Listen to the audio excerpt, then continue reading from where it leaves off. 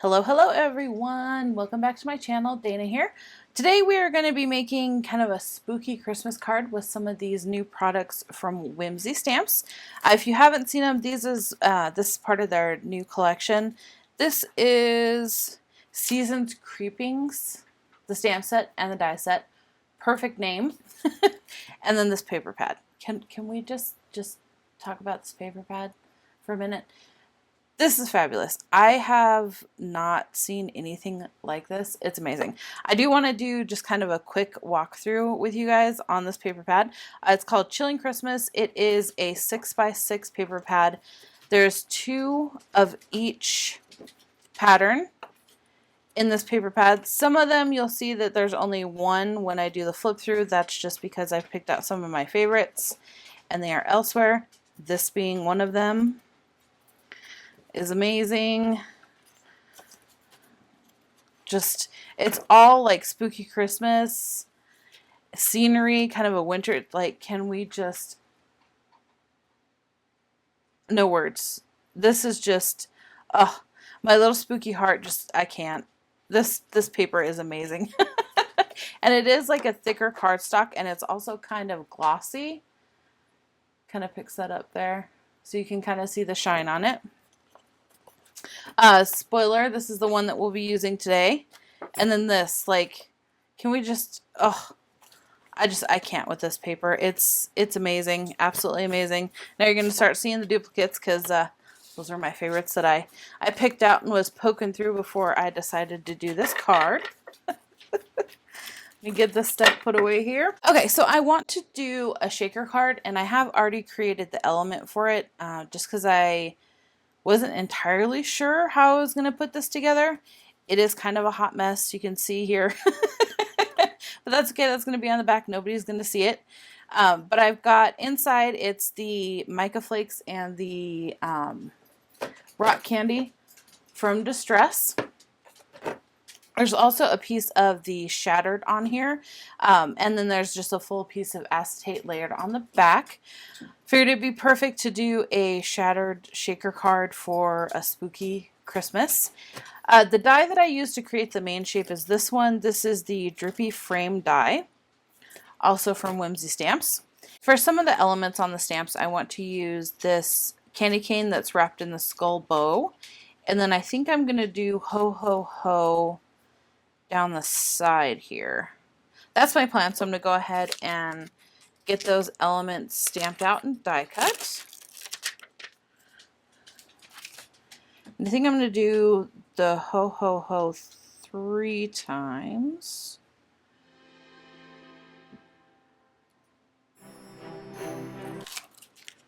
And then candy cane. I'm going to stamp these in my VersaFine Clair Nocturne ink, and because of that I am going to go ahead and heat emboss them so I don't have to wait for them to dry. If you're unfamiliar with this ink, it is a pigment ink, so it does take a bit longer to dry. Now, me being in Colorado, it doesn't take as long because it's real dry here. I always have to joke that we should all invest in some sort of lotion company because, yeah, we would definitely make our money back on that, living in Colorado.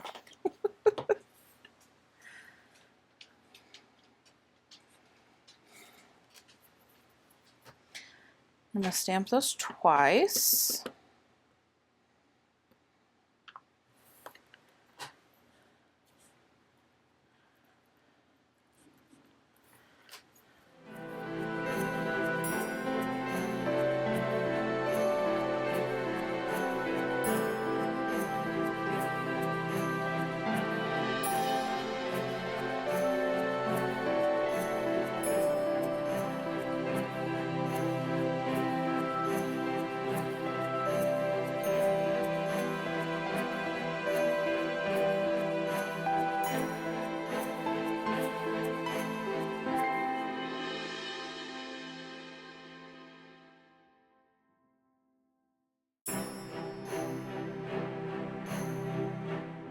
Alright, so I got everything die cut here, and I'm just going to add a bit of color to the die cuts. For this, I'm going to go ahead and use my Ohuhu Markers. I can never say that name. but it's this brand. Oh, Ohuhu. Yeah, I'm not sure. And these are an alcohol marker. If you're unfamiliar, they are similar to Copics, but just a fraction of the price. Now, if you've been with me for a while, you'll know that I've been paper crafting for many years. However, I did take a bit of a hiatus about 2016-ish. I found bath and body making and absolutely fell in love with that. So I ended up selling off most of my craft items. Oh, where did my other skulls go? Oh, good grief. I lost my skulls. Technical pause. Hang on. Okay, crisis averted. I found my other skulls. Anywho, as I was saying, I took a bit of a hiatus because I found Bath and Body crafting and absolutely fell in love with it. So I sold off most of my supplies, one of which being my full set of Copic markers.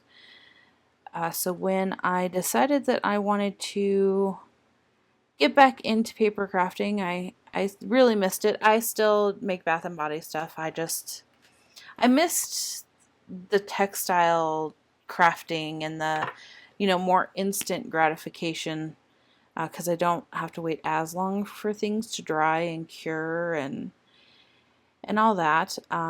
So when I decided that I wanted to get back into this, I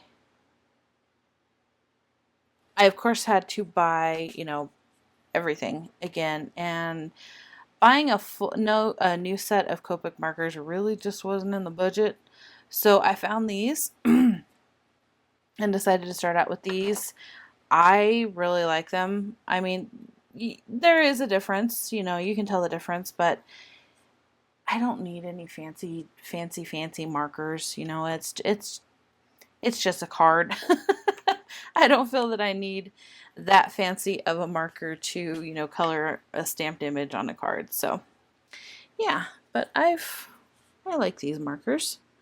They work pretty good. Now, I will say I don't like them on Nina, which is what I used to use for Copics. I think that they bleed too much on Nina, but I found that they work good on the Hammermill cardstock. So just a little tip there.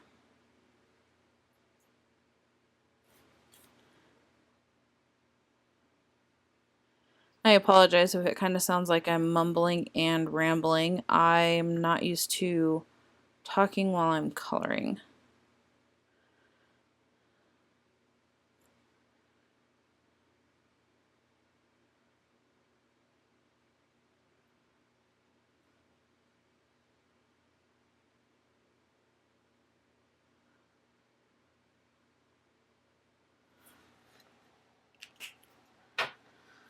And then I'm just going to add a bit of shadow here. Let's see. So I think we'll do it on this side.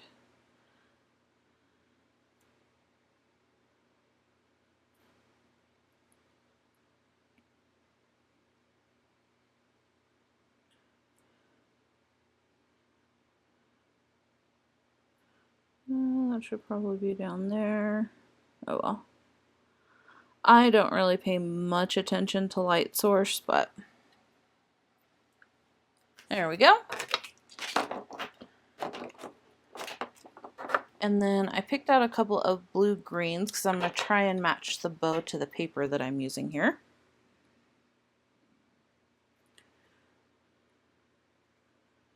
At least bring in some of the same tones.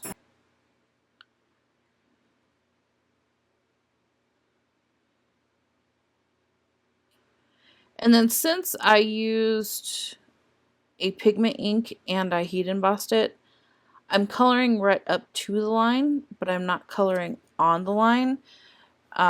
Just because embossed images, embossing powder in general, isn't really a friend to alcohol markers. So I'm just coloring right up to the line.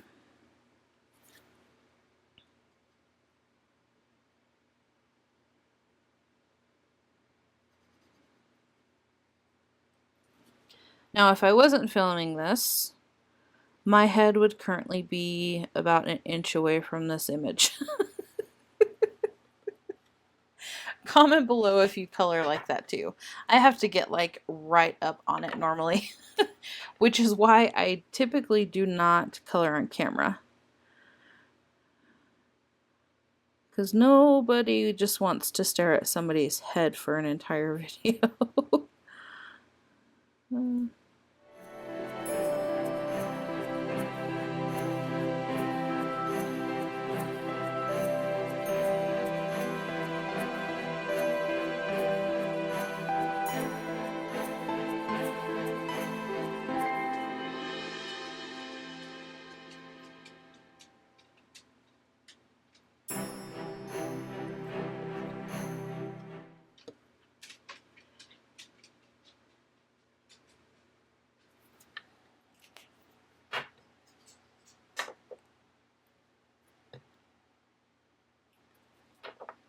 Oh no. Good grief. And go in with my darkest shade here, just to add a bit more dimension.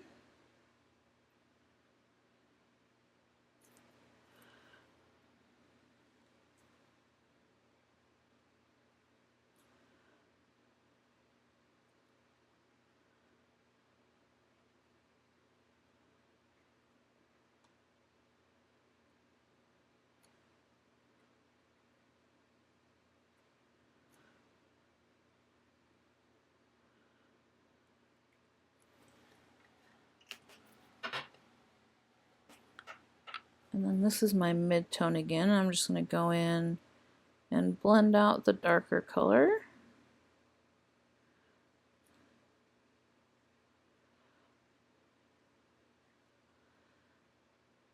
Now I'm sure most of you have heard of her, but if you want some amazing coloring videos, I highly recommend Christina Warner. The things that woman can do with pretty much any coloring medium is absolutely amazing.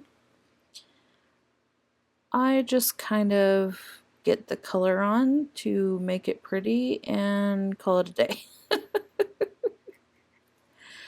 When I had my Copics, I was really into coloring, and I'd spend, you know, an hour or 2 hours coloring one image.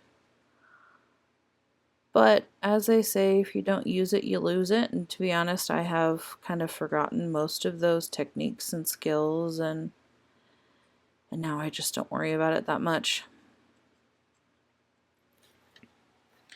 Okay, now for the background of this card, I do want to go ahead and do a BetterPress background. I'm not sure if I want to do white with black spider webs or black with white spider webs, so I'm going to run both.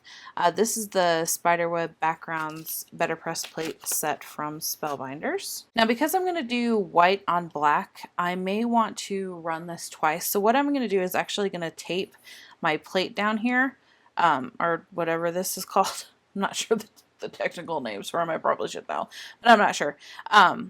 If you're not familiar with the BetterPress, it does have a bit of a wiggle, so I just want to make sure that it's positioned in the same spot both times I run it through. If I do need to run it through multiple times, I'm not sure.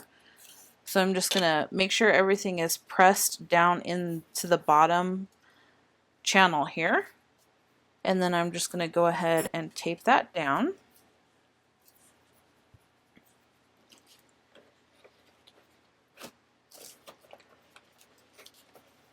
And this is just a piece of black cardstock from my stash.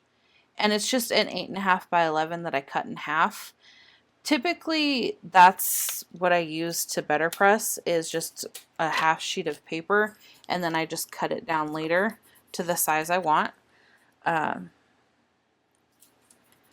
way I don't have to worry about things getting a little wonky. I don't have to worry about lining things up straight or anything like that. And then the ink I'm going to use is the Picket Fence Distress Ink.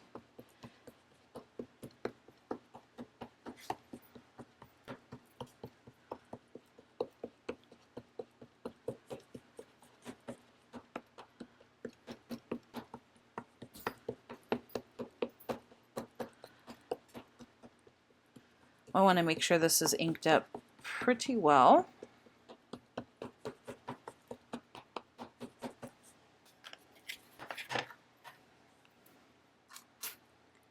Then I'll go ahead and run this through my Platinum 6. This is what it looks like after one pass.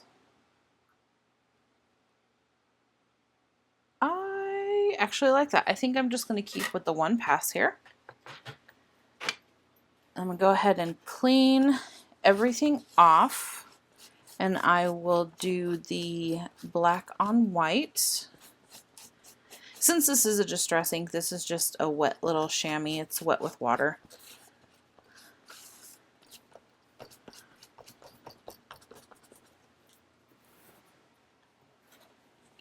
And just wipe it with my flour sack towel to dry it off a bit. You could also use a microfiber cloth. I cannot stand the feeling of microfiber cloths, so I don't use them.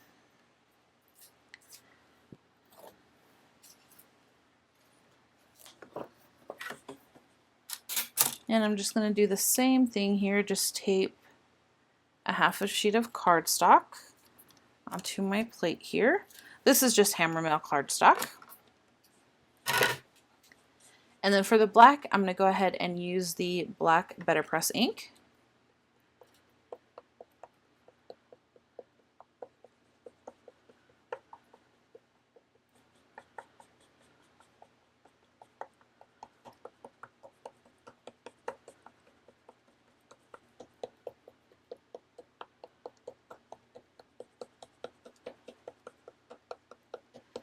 They do have these ink pads in a full size now, which does make inking up these big backgrounds a lot easier. I just don't have it yet. I might get it if when this ink pad goes dry. We'll see. I'm not sure yet. I like storing the little ink pads, but yeah, inking up these big plates is kind of a chore with this itty bitty little ink pad. Put that on, and I'll go ahead and run this through my Platinum 6. And here's the black. Oh, I don't know. Let's get the plate cleaned, and then then we'll decide what we're doing here. Now, to clean the BetterPress ink off of the plates, you'll want to use either the Ranger Archival Cleaner, or I've heard that the I'm not sure what the name of it is, but it's the cleaner from LDRS Creative. I think it's like Deep Clean or Ultra Clean or Super Clean or something along those lines. I've heard that that also works really well. I might get that after this one runs dry. And then I just kind of dab it along here. This does have a dauber top, but it's not meant to scrub. So I just kind of dab it along, and then of course the top of your dabber will get a little bit inky. So I just kind of mush it on my cloth, gets it all cleaned up, and then I use the cloth to scrub on it and get all that ink off of there.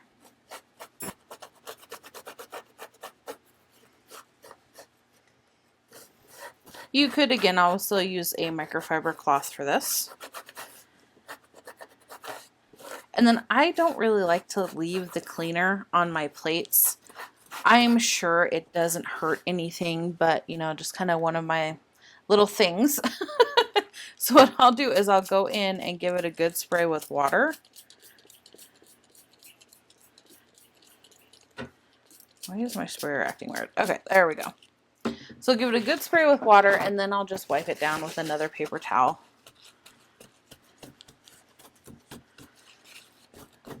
That just makes me feel better that that cleaner's not sitting on there. And then I'll just let this dry while I finish my crafting and then put it away. Now I have a decision to make. What are we going to do here? Do we do the black on white, or do we do the white on black?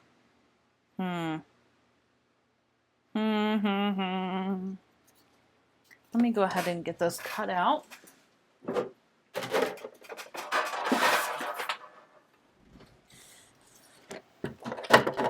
To cut these out, I'm just going to go ahead and use my decal trimmer. This is by Tim Holtz and Tonic.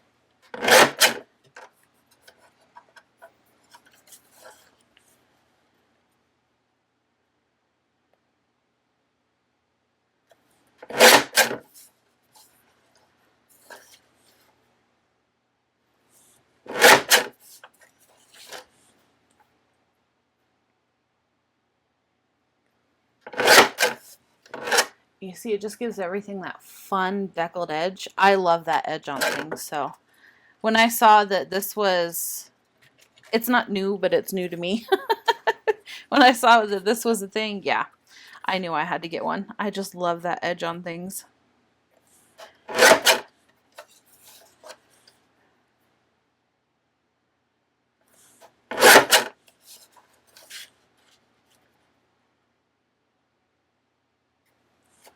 Oop.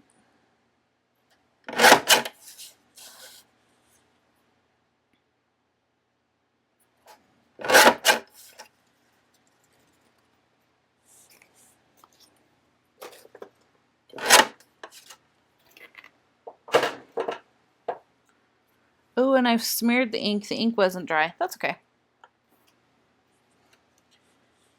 Just gives it a little bit more of a distressed look.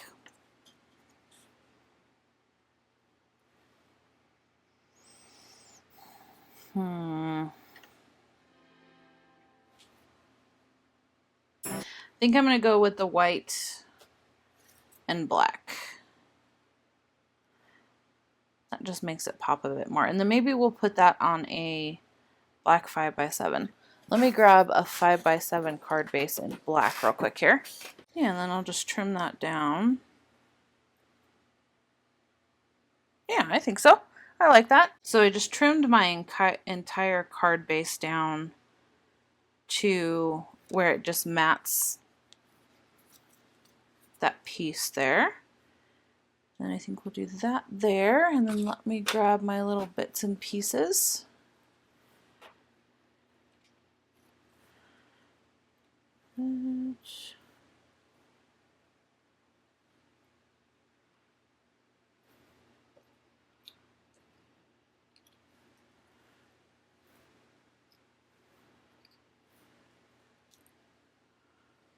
These are fiddly little bits.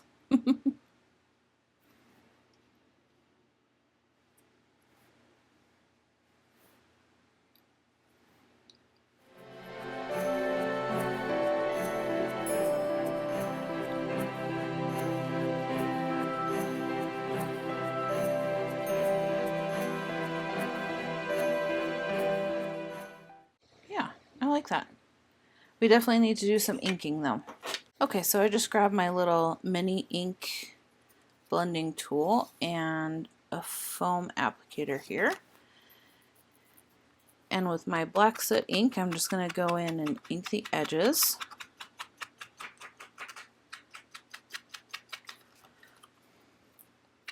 Just to make it look a bit more spooky and distressed.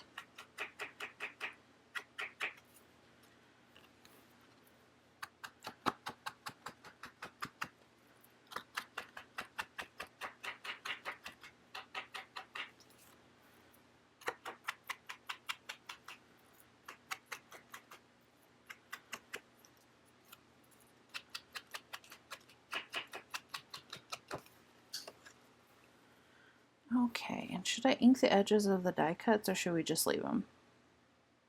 I think we'll just leave them. I decided I wanted to go ahead and add a sentiment, so I just picked out one of the sentiments from the same stamp set And I'm inking it up with my Nocturne ink, and then I'm going to heat emboss it just like I did for the little embellishments.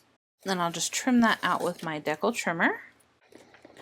Okay, and then I'll go ahead and ink around the edges on this as well.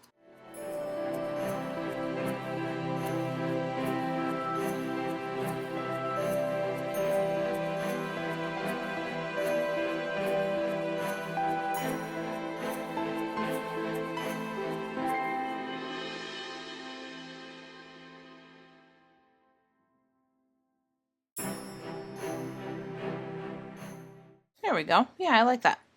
Okay, so let's get everything adhered down. To do most of the gluing, actually probably all of the gluing on this, I'm just going to go ahead and use my Barely Arts liquid glue.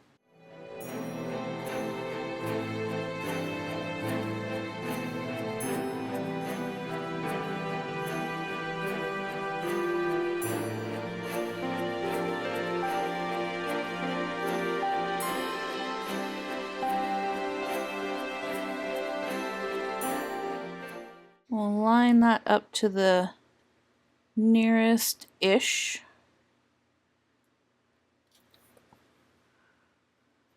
There we go. Straight-ish.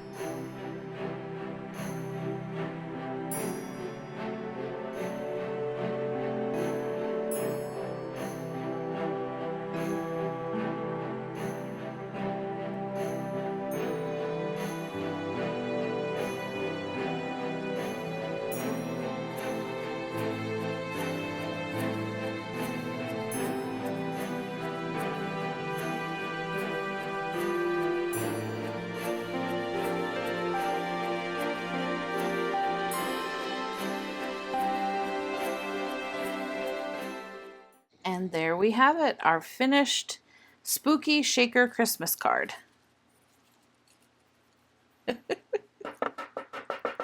I'm still like a little kid. I get so much enjoyment out of shaker cards. Anywho, thank you as always for joining me today. And if you haven't Please do pamper that like button, show it a little love, and maybe consider subscribing to the channel. I am getting back in the swing of things, like I said in my last video, and hope to bring you guys a new video, a new long form video at least every week. And as always, take some time to pamper your inner goddess, and I will see you in the next one. Bye!